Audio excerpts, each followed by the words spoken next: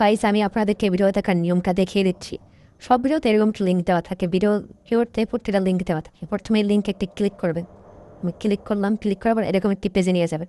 আপনার এই কারণে যে থিয়েটার মধ্যে দেখতে পাচ্ছেন উপরে একদম খোলায় ডান পাশে এখানে একটি ক্লিক করে দেবেন।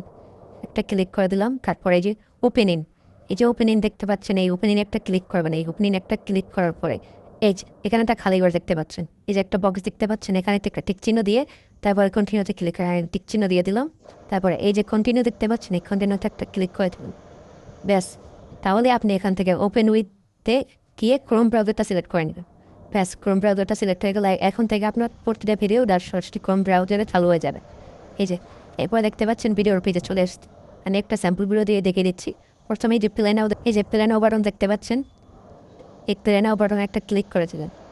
আমি ক্লিক করে দিলাম প্লেন বাটনে।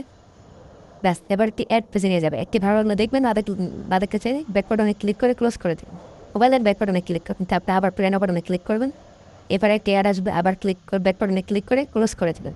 ব্যাস, ভিডিওটি কিন্তু চালু হয়ে গেছে। অ্যাড আসলে ব্যাক বাটনে ক্লিক করে ক্লোজ করে দেবেন। এই দেখতে পাচ্ছেন ভিডিওটি চালু হয়ে গেছে। সবাই দেখতে পাচ্ছেন ভিডিওটি চালু হয়ে গেছে। একটি স্যাম্পল ভিডিও দিয়ে দেখিয়ে দিচ্ছি। তো এইভাবে আপনারা ভিডিও দেখতে পারবেন, কোনো সমস্যা হবে না। তো প্রতিবার অ্যাড আসলে একটি ভালো লাগলে দেখবেন, বা না দেখতে চাইলে সরাসরি ব্যাক বাটনে ক্লিক করে অ্যাডটি ক্লোজ করে দেবেন। তো ধন্যবাদ, এইভাবে ভিডিও দেখুন।